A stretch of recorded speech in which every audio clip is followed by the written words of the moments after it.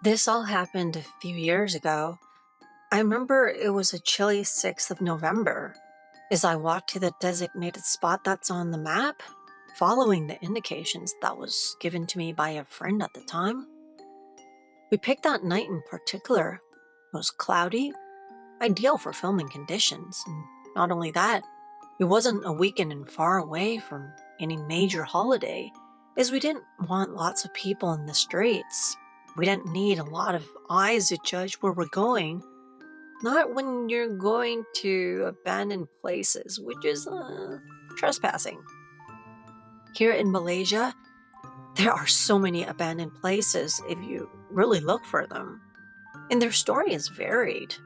Some of the ones I have seen actually involves tycoons that passed away with no successors to take the house. Some involves places cursed with black magic and voodoo. Yep, that's a thing in Southeast Asia, not uncommon. And this one in particular was far away from most supermarkets or convenience stores or something like that. It was a place that's kind of closed in on itself. It's on the outskirts of a rainforest. You can say it's semi-swallowed by the vegetation due to age and a lack of care. I exited the nearby city, which I won't disclose the name of due to the urban exploration's etiquette, and with the last signs of civilization being far past me, and with a map and binoculars in my hand, I started following the instructions on the map. It described some sort of a path I should have taken into the wilderness, but without the exact location, it was going to be really hard to access. How come these things don't come with coordinates? I wondered if this involved some sort of police crime scene in a fenced area all around the premises with only one safe entrance, but I couldn't know for sure until I progressed further into the brown thorny thickets. With barbs grabbing hold of my pants and trying to hold me still, I was immediately grateful to be wearing my thickest jeans. Okay, initially I wanted to keep myself from mosquito bites because I'm a mosquito magnet. Anyway, I was lucky because, as with any type of pants, I wouldn't have been able to make it here without pretty much being all scratched up. Soon, the reason for this odd treasure hunt revealed itself to me. One of the trees had fallen over the path, a great canopy tree. I looked at it. It's still healthy in color and covered in fresh moss, was laying nearly sideways, carrying with itself a curtain of vines that completely obscured the path from view. This tree, however, was still attached by the roots and had clearly never stopped growing, despite having fallen over. What the? It was almost as if this tree was intentionally blocking passage to this abandoned house. Could it perhaps be inhabited by the soul of a person expired in that building? Maybe trying to warn others not to get close? Like an F-off signal to intruders like me? Nah. The line on the map traced a left-turning half-moon at this point, going towards the roots of the tree and behind, and so that's what I did, stepping my feet in the soil that started getting softer and softer. In other words, I'm starting to go off the beaten path. After hopping the big roots, a dark sight presented itself in front of me, an almost unnatural darkness that didn't belong on such a sunny day. My friend couldn't come with me, as he had an accident he was still recovering from. But he told me to call him in case if there's anything weird, and that he'd send help on my way. So I looked at my phone. All the bars of connection were present. That's a good sign, right? Finding bravery, I walked forward, coming across a place I was meant to find 2 minutes after seeing the tree. After a couple rows of trees hid this property from sight, it seems to me that is something the initial owner wanted, apparently. But Despite choosing the location so carefully, I wondered why this place ended up so deserted. I can tell it was a yellow house with brown pillars at regular intervals, and it was overgrown with vegetation to the point where some windows had broken down as the green vines covered them too heavily. It seemed to be 2 stories tall, and the paint outside had many dots of wear on it, revealing the white concrete underneath. Wondering if the main door was serviceable, I went towards it, and as I brushed my palm against the creased wood, it swung open on its own, making a big, unpleasant squeak. Ugh. Wow. This caused me to jump back and almost scream, as the shadow behind the door moved away when it came open. Did someone just open it? Or is this place really haunted as they say? With a second of hesitation, spent listening for human noises in the symphony of leaves blanketing the forest in white noise, I calmed myself down and entered. My first step on the tiled floor was unusually pleasant. After walking in soft soil, and my shoe made a crisp sound as it touched the dust and debris that's covering every inch of the tiles. The space inside was divided, like so, 2 rooms on the left, 1 room on the right, and stairs going up to the 2nd floor. And the space was mirrored in the back of the house, giving us 1 double-sided entryway, and a total of 6 rooms, at least on the bottom floor, that is. Looking for immediate signs of past inhabitants, a dark clump in the right room attracts my attention. Taking off my backpack off my shoulders, with a zipper sound, I take the flashlight from inside and turn it on to study what the thing on the floor was. The blue cloth seemed to be part of some old pants left to the side of beer cans. Someone had clearly been here, but it seemed too caked in dust to be recent. Almost as if pushed by a morbid curiosity, I kicked the pants over to see if there's anything underneath.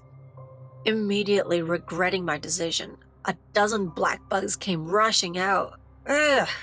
A small swarm scattering in every single direction and making me reconsider my decision to disturb the peace of this place. I was, in fact, a foreigner to this house. Going to the room in the back revealed a disused kitchen. There was a fridge, which was at some point moved from its intended position, leaving a square hole in the ground where less dust was present, together with the lines that showed how the heavy object was once dragged.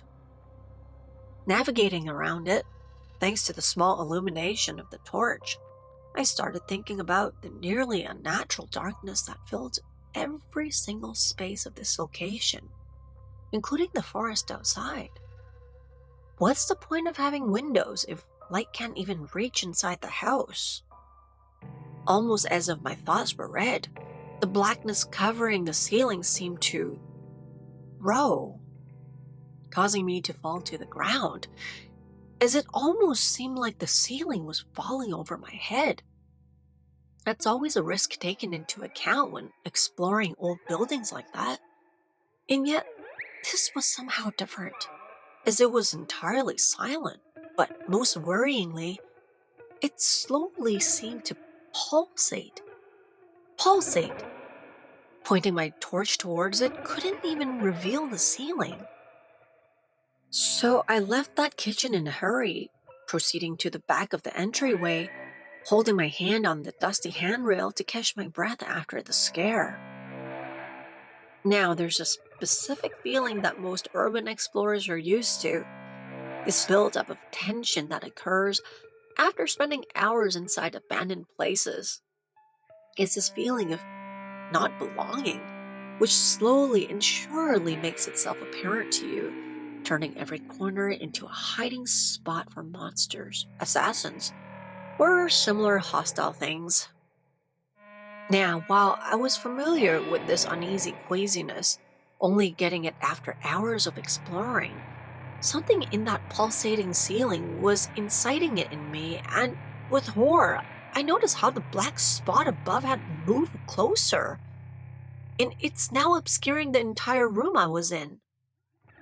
Deciding to move away from that creepy thing, I walked upstairs, since I already rested my hand on the rail anyway.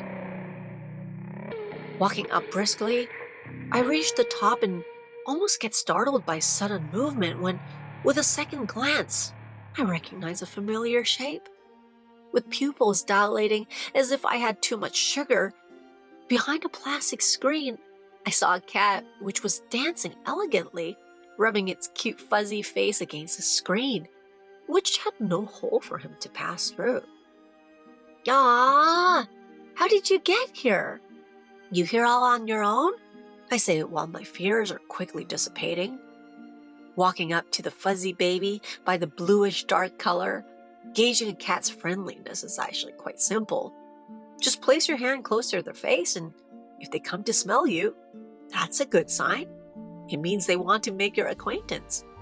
I did just that, and despite not being able to feel the scent of my skin through the screen, this cat came up to my hand with its nose, then started rubbing its cheek against the wall in happiness.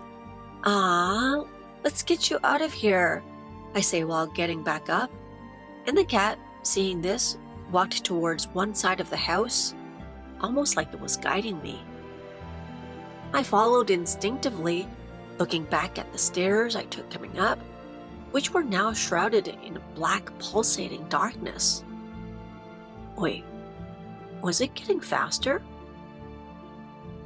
The cat had disappeared, but I could hear loud meows echoing, distant and hollow, and the uneasiness grew inside of me, and the light of the sun became more and more rare. The torch was helping me at first, but the more I followed the sounds of my feline friend, the more the light seemed to dwindle and flicker. Feeling as if I was walking forever, I started recollecting all that had happened so far. First, the tree blocking the path, as if it was guarding the way. Then the darkened woods, the door springing open by itself, and that awful darkness that nearly seemed alive. What was this place? Had someone died here? And was it cursed in some way? Is there a ghost of some sort? And if there isn't a ghost, then why does it feel like everything leading up to this moment was trying to warn me off from something? Specifically, entering this secluded location. That's what it feels like. I shook my head, clearing it from my worries. I didn't have time to think. And I wasn't the only one in this situation. The cat was here as well, so I was going to do my best to save him. We have to get him out of here. I started sprinting forward, with my entire backpack making noises of items and chains rattling, since I had brought quite a lot of gear with me, and my steps boomed on the floor. But the more I ran, the less I could see the windows around me, or the rare doorways, and the more all of these noises become quiet and muffled. I don't get it. And at a certain point, everything became black, and even the meowing stopped. I had failed. Whatever evil spirit that was chasing me must have caught up with me, and I was either dead or in the process of dying. I fell on my knees after realizing this and started crying while holding my face. But as the drops of tears fell on my knees, making circular stains on my pants, a single sound emerged. Meow. I took the hands away from my face, and there he was, a beautiful cat with dark blue fur, turning and walking gently as if he was well accustomed to humans. He was too well groomed to be a stray, but one detail in particular, a parting in his belly fur, made me realize he might have been wounded. "Are you okay, my little friend?" I said, welcoming him in my arms, letting him touch and rub his face against my clothes to leave his smell on me and just to bond with me a little bit. I looked at the spot on his belly, And in fact, a sizable wound appeared to have badly closed. It was perhaps infected too. He needed medical care immediately, that's for sure. "We're getting out of here, okay?" I said, receiving a happy purr as a response. But where to go? I thought, looking around. Only darkness appeared to be in every direction. No sign of where we came from remained. And even talking to the cat made it feel odd, because without the echo of the empty walls, it was like we were somewhere else entirely. Distractedly, I had let go of the cat, which had moved away from me.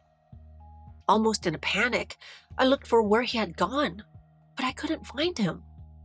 I screamed, asking where he had gone, unable to locate my only friend in this world of tar-like obscurity. That sound came from behind me, and looking there, the cat was showing me some lights coming from the ceiling. Instinctively, I understood. This animal must have been here for a long time and knew how to navigate the spectral darkness. I followed him, walking at first, but when he started to sprint away, I ran, rushing to keep the pace with him, as more light came into view and the sound of the footsteps appeared again around my stomping feet, and so did the noise of my heavy breathing and the chains dangling from my backpack, and even the small pawed steps from my feline friend touching the ground.